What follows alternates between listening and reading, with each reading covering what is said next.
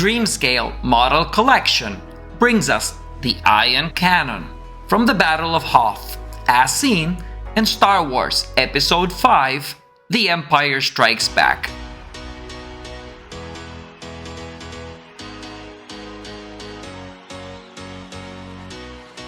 This is a studio-scale model, 1 foot in diameter, that when displayed with the supplied Hoth diorama base, measures a whopping 21.5 inches high, 26 inches long, and 21 inches wide.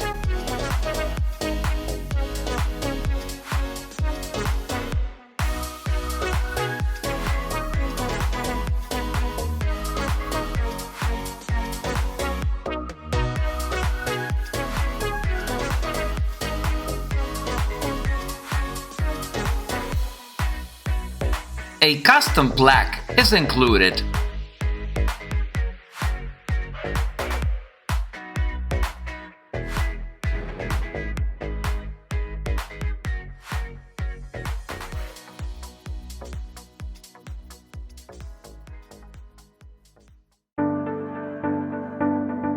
Assembly of this piece is swift and straightforward.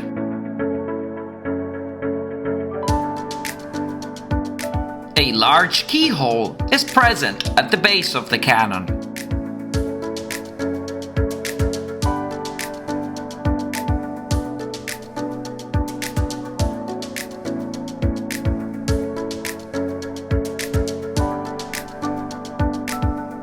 A large key block on the base will guide the cannon into position.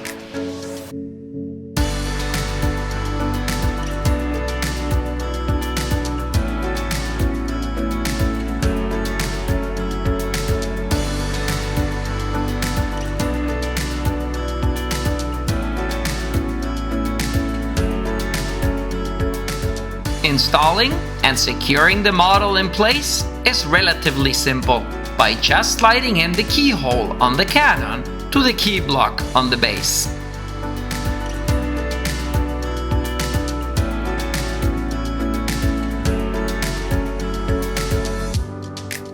This majestic snow-based diorama features a DF9 anti-infantry battery that was produced by Golan Arms.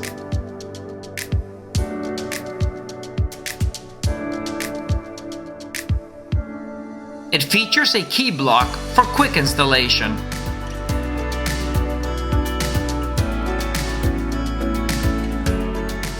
The keyhole on the base is deep enough to secure it in place. It certainly is a nice touch that completes this piece and simply just slides into a keyhole on the base.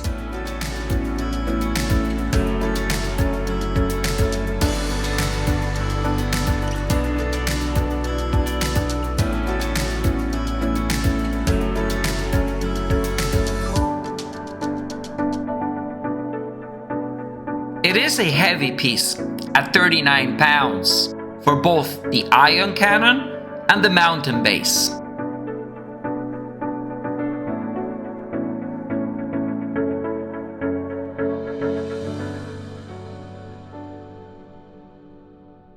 The model has been produced in extremely low numbers and has been sold out.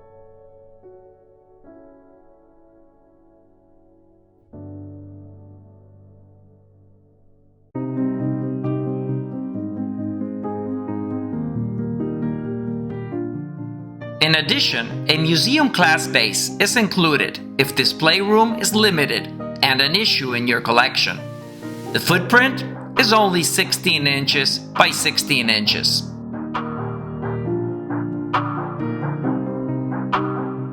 Soft protective pads have been provided to prevent scratches on the finish of the base when displaying.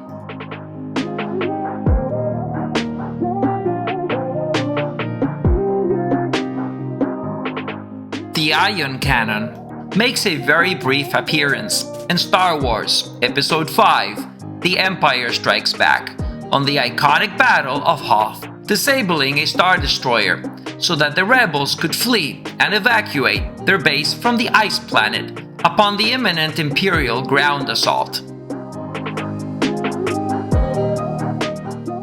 The original studio scale model has deteriorated over the last 40 years, and unfortunately, there is very little reference available on this replica for those that seek some detailed images on what it looked like originally when filming.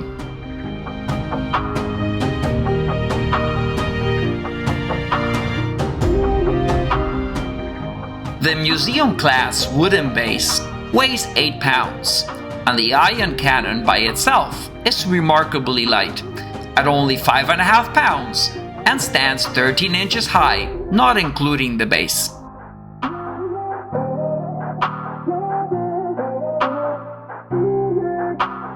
Ralph McQuarrie, whom designed a galaxy that changed movies forever and inspired generations, provided the concept art for the ion cannon.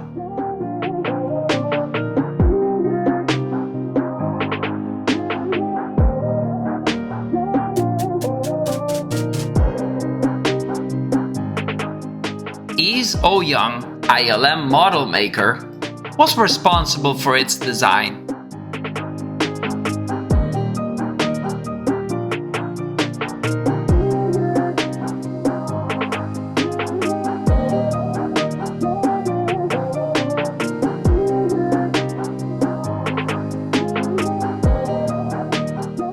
If you're an avid Star Wars fan and Hoth is your favorite scene in The Empire Strikes Back, then this piece will go like hand and glove along with an AT-AT walker and/or snowspeeder models to complete your Hoth diorama section in your collection.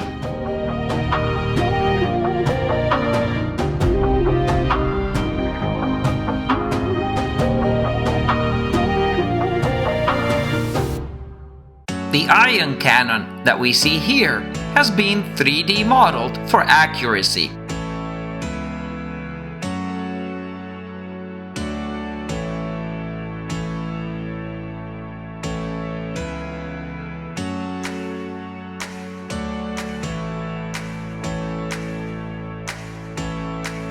Dreamscale Model Collection did a meticulous job reproducing fine details, such as the armor plating seen all around, exhibiting gaps in between, piping, heat sinks, and other greebles that give it a splendid mechanical look, just like in the movie.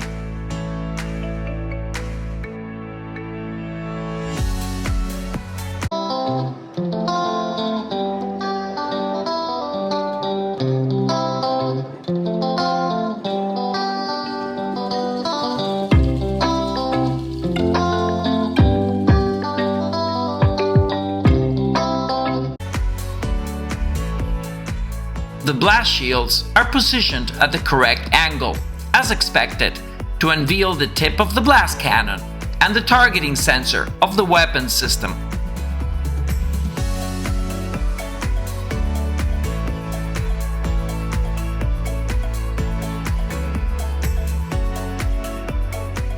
The paint job is exemplary, with the weathering indicating a battle-like worn activity, given its long exposure to the harsh elements of the planet's surface.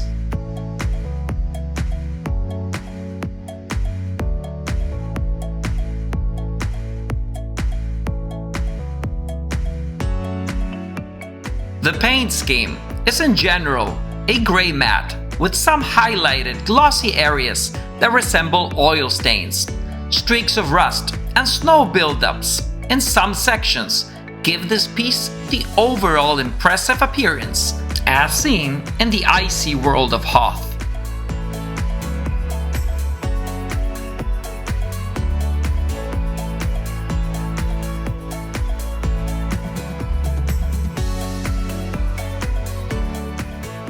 The ion cannon and mountain base are made from resin, the smaller museum-class base from wood.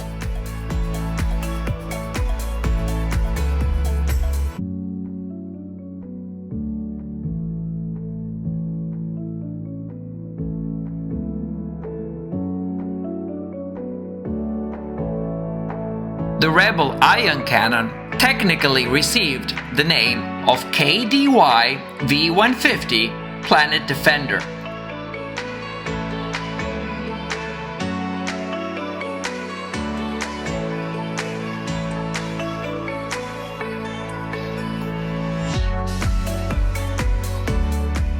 It is a bit ironic that it was produced by Kuat Drive Yards, which also produced the Imperial ships, such as the Star Destroyer, that in the end would end up disabled by this cannon in the battle over Hoth.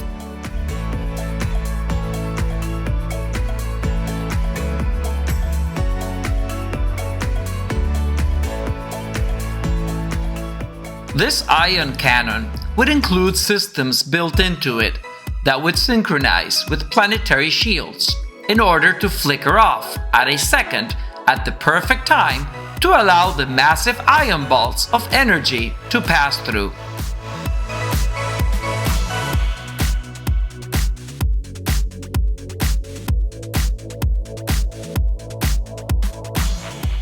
The ion cannon weapon, in addition of being a superb planetary surface defense system, also was a good defense for space stations that were placed into geosynchronous orbit.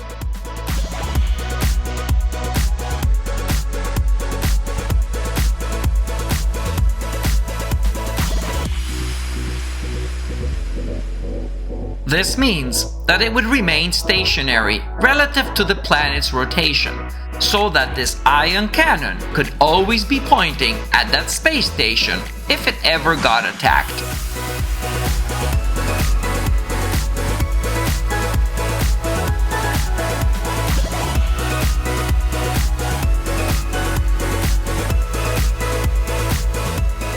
To keep this cannon operating and firing flawlessly, it required a crew in between 27 to 150 men, all buried in an underground structure, about 1,000 meters below the surface, which must have been an incredibly intensive excavating project through the thick ice and rock.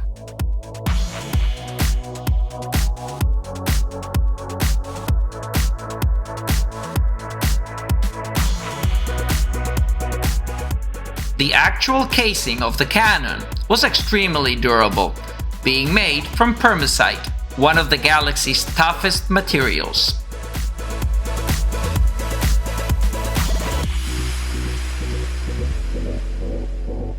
The retractable blast shields could extend up over the barrel to better protect from orbital bombardments.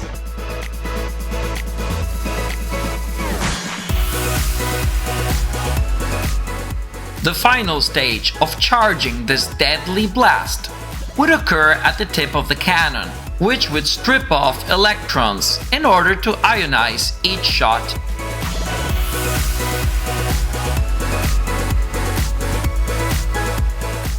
Ion weapons fire ionized particles that would disrupt electronic systems.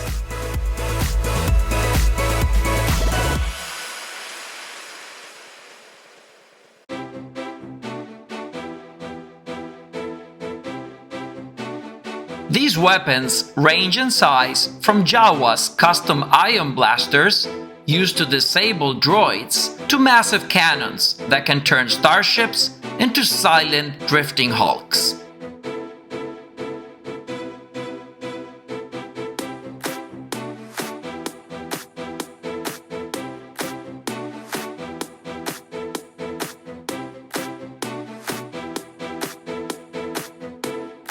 An array of long-range scanners and electro-telescopes extended out of the snow, which could spot targets hundreds of thousands of miles away.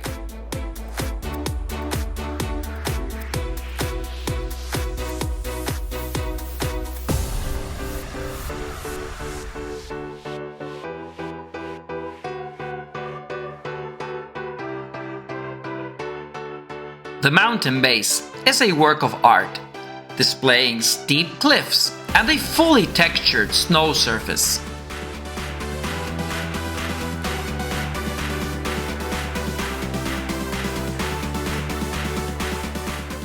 To further enhance the realism of this piece, Dreamscale Model Collection incorporated rocky surfaces that can be seen in between the snow.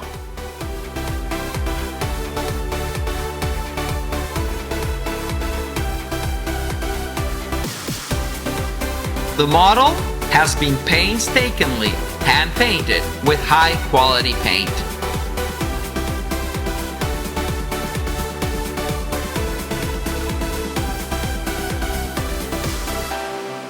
George Lucas was the first filmmaker to move away from brand new, slick, and shiny-looking spaceships, Flash Gordon style, and instead opted for a new concept that would reveal an aged and worn-down universe that would then captivate audiences worldwide.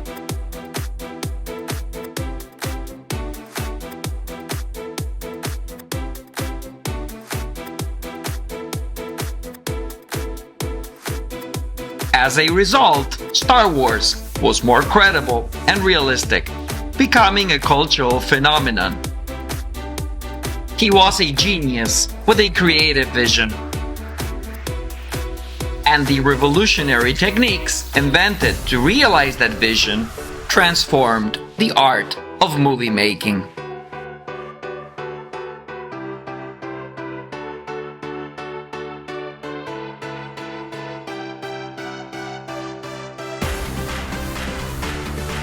The fans and collectors alike will be forever grateful to Dreamscale Model Collection for these precious and fine pieces of art that they have produced and are now proudly displayed as conversation pieces in the homes of those that have lived and will continue to live the universe of Star Wars.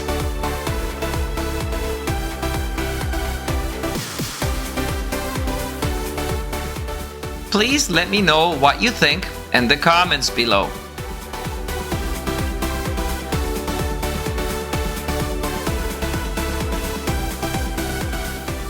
I wish you all the best of luck in your collecting adventures, and stay tuned for my next collectible.